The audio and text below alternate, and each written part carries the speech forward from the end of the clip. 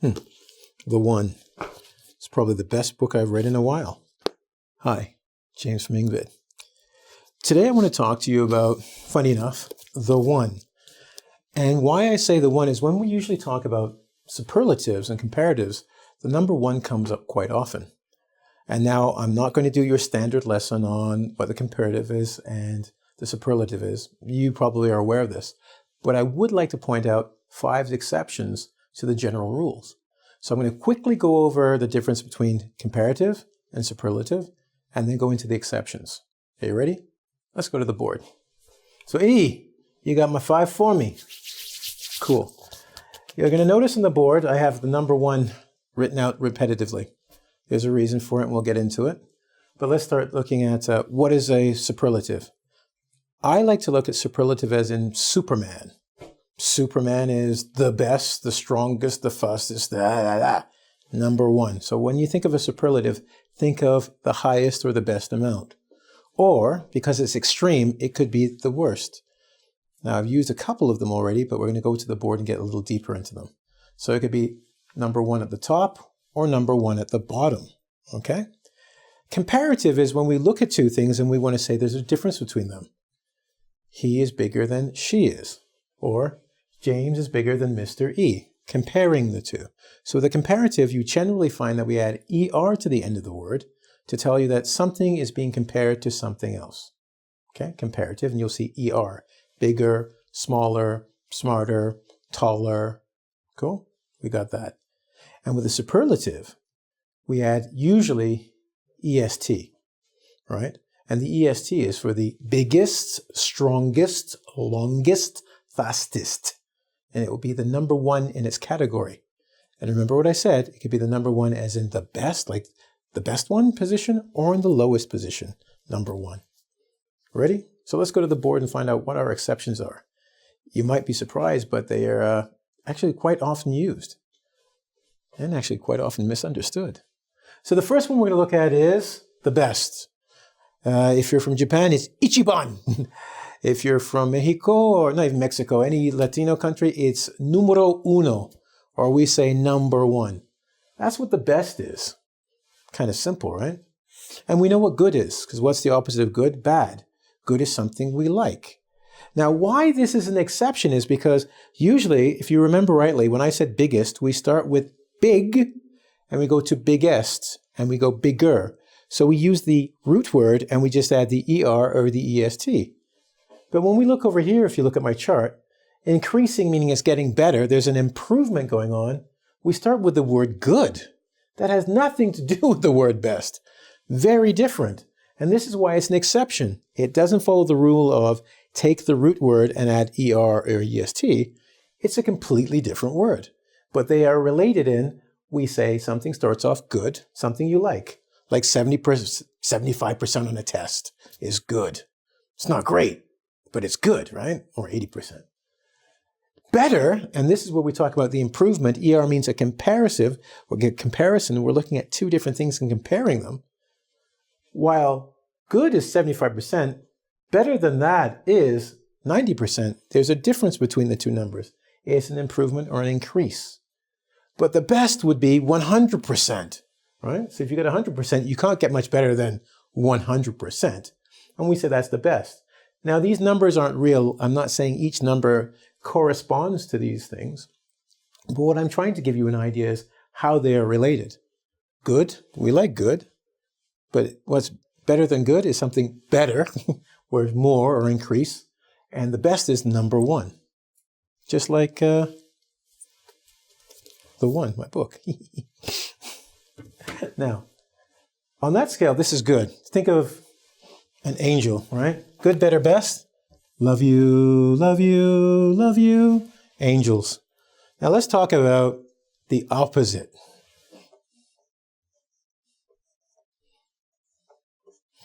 It's my little devil. You got to have a devil. So good is good. So bad, it's got to be the opposite.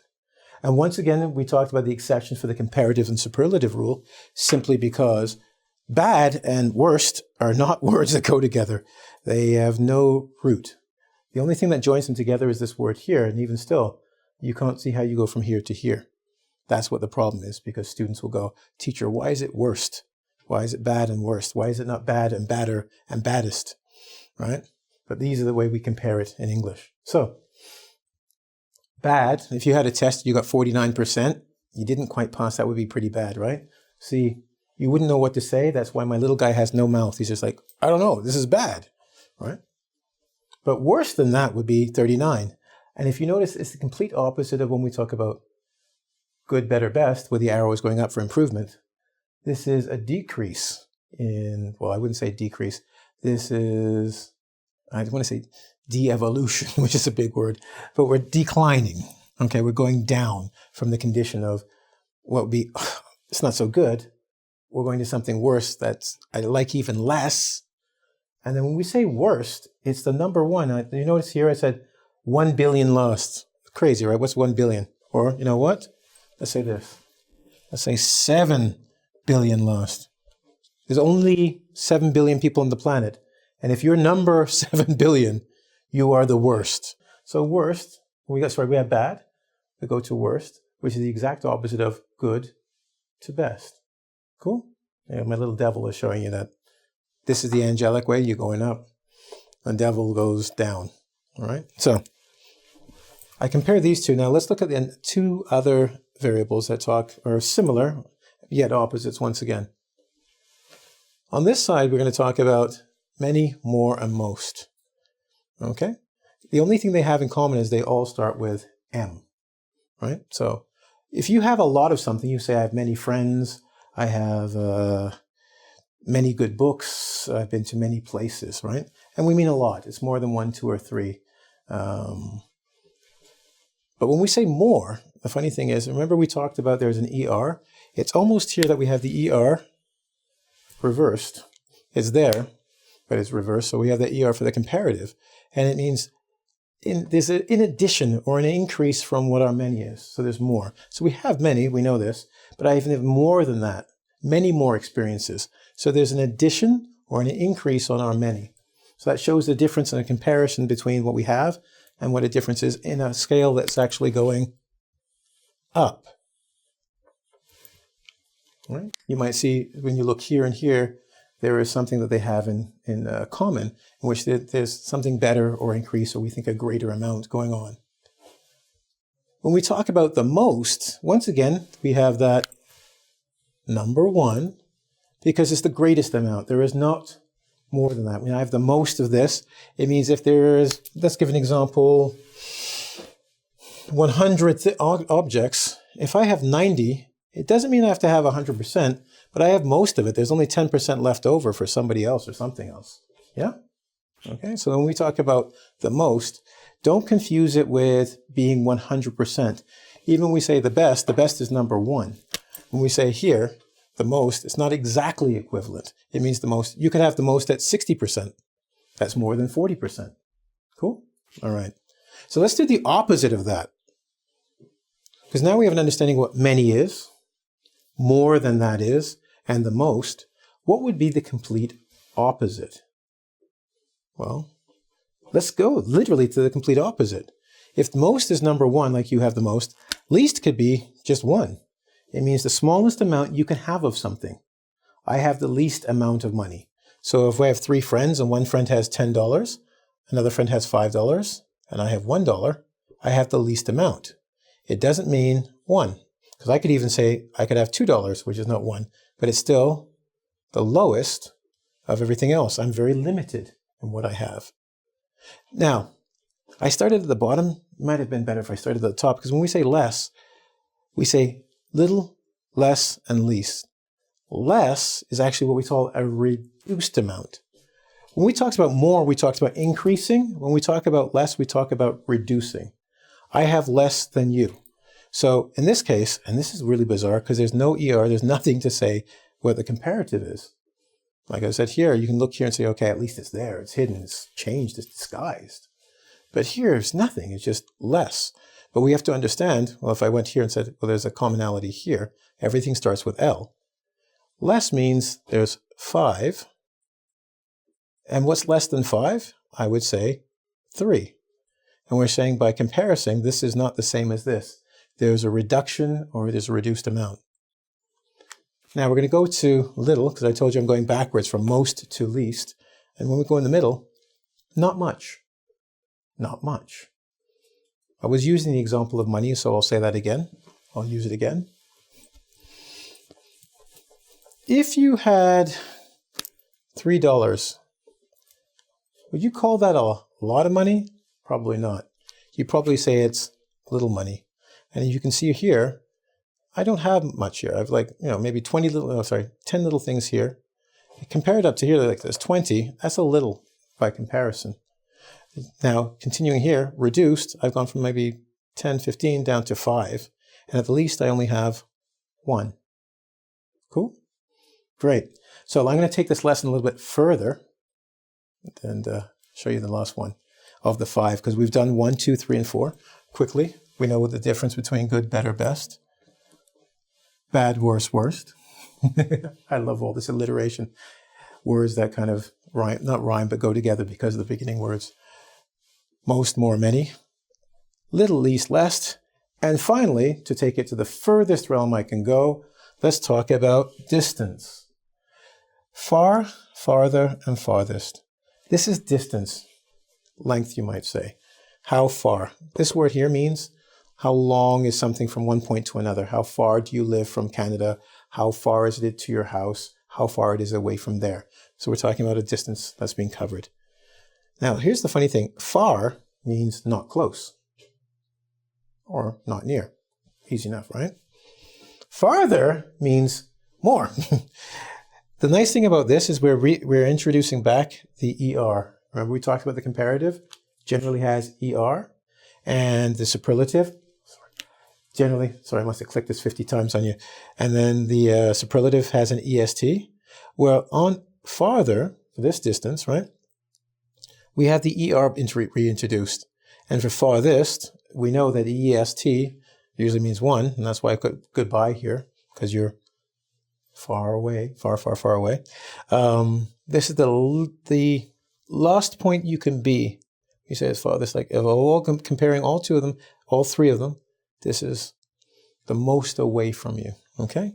So this also breaks it because we have far, farther, adding on the TH, not just the ER, it's not farer, it's farther and farthest. So this is similar to the rule, but it's this TH that changes the word, that makes it an exception. Now, you know how I roll. We've done a lesson. I'm pretty sure you understand. So now let's go and put it into practice and see how well we do. You ready? Okay, so it's always good to do a lesson, but what's better is to master the lesson, which means to demonstrate that you really understand it and you can use it on your own. Now, here's a disclaimer or a warning, okay? There should be a big sign on there saying, warning. The sentences I'm about to show you in this story are horrible. So before anyone tells me, my God, they're bad sentences, the grammar is horrible, this is exactly the type of sentence that you end up creating when you are not allowed to use comparatives or a comparative or superlatives in a sentence, okay? So please forgive me. And even though I tried not to use them because I wanted to use the words we just learned, I still had to use some superlatives to make it work, okay? So don't kill me for the grammar on it. It's done on purpose, just to show you how bad the sentence would be. And then we're going to put the proper words in and we'll see how it works. Now, the first thing we want to do is identify what parts of these sentences have to be changed in order to make the whole thing much better to read and understand. Now, we worked on 5 words. We talked about farthest. We talked about least, most, best, worst, okay? And we talked about farther, worse. We talked about better, good, better, etc., etc. So I want you to identify up here what we should change to use the words that we've learned to fix it so we can have a better sentence at the bottom. So the first thing is, let's look here. I tried to make that easy for you, so take a look. What's the first thing you think we should change?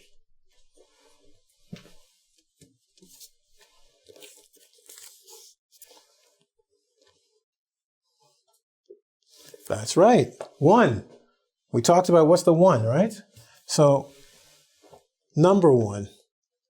Probably going to have to change that one. Okay. What's the next one we're going to find here?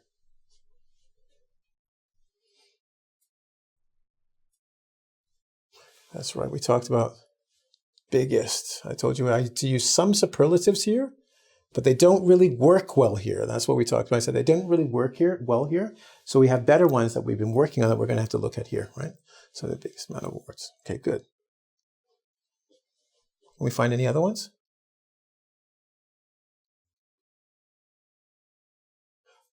That's right. If you remember rightly, I said the opposite of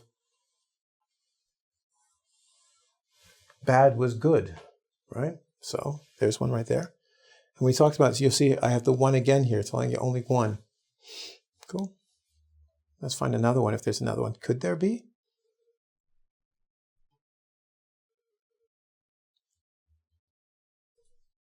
Yeah, pretty good. Good.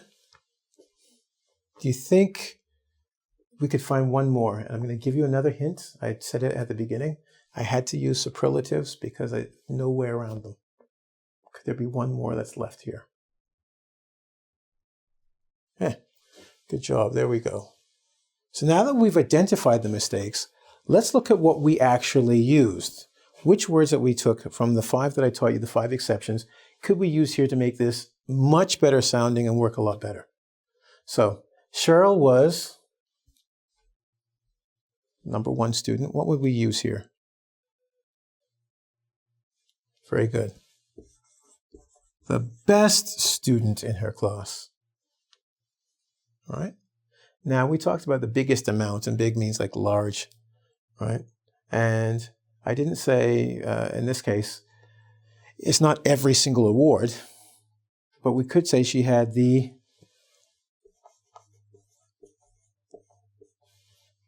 Now, notice I said amount, because amount means like a number, right? The biggest amount. So it's not the most, like all of them, but the biggest amount. We can just get rid of both of those words and use most. And that's much better sounding, right? How about the next one?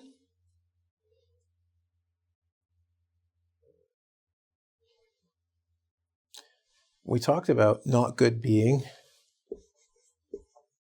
bad. If it's not good, it's bad, right? And that's from the bad, worse, and worst right there.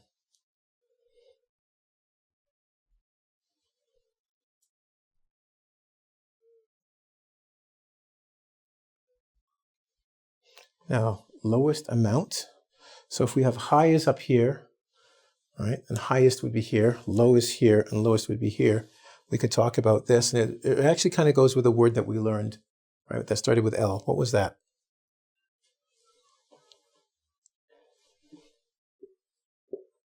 That's right. Least. It was the least.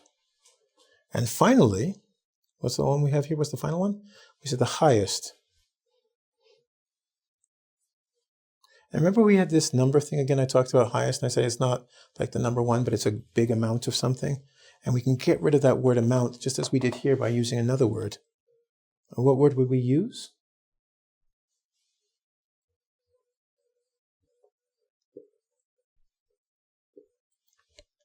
Most.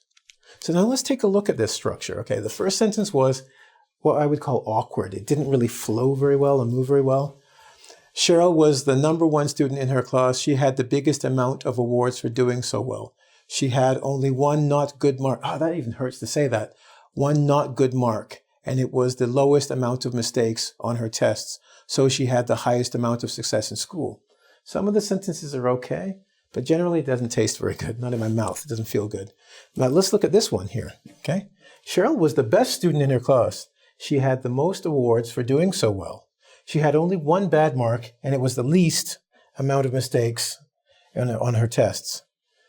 So she had the most success in school. That sounds a lot better, right? Doesn't it? Yeah. And it's using all the words that we learned before, right? We've got a superlative, right? The beginning adjective here, another superlative. Well, actually, they're all superlatives, but you get the drift. I hope you like what we did here, because what I would like to do now is give you a bit of a bonus, because this was the exceptions to the superlative and comparative that we talked about. And I'm going to give you something that's even more of an exception. I'm going to give you a few words to show you about two-syllable adjectives, right? And how they actually can follow two different rules. So it's almost more of the exceptions to the superlative and comparative rules. First one I can give you is friendly. I like to think I'm friendly and Mr. E is friendly, right? Now you can say friendlier and friendliest. Okay, James, so what? That's the rule, right? But you can also say more friendly and most friendly. Mr. E is the most friendly person I've ever met. He's the friendliest person I've ever met, right? And we're doing this because friendly has two syllables. So it's like two syllables, two rules.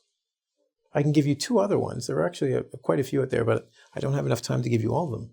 But I figured I'd give you ones that will come up, like simple. You can say, there is nothing more simple than this, or there is something simpler than this. You can say, this is the simplest thing I've done, or this is the most simple thing I've done. We can talk about gentle. You can be gentler, right?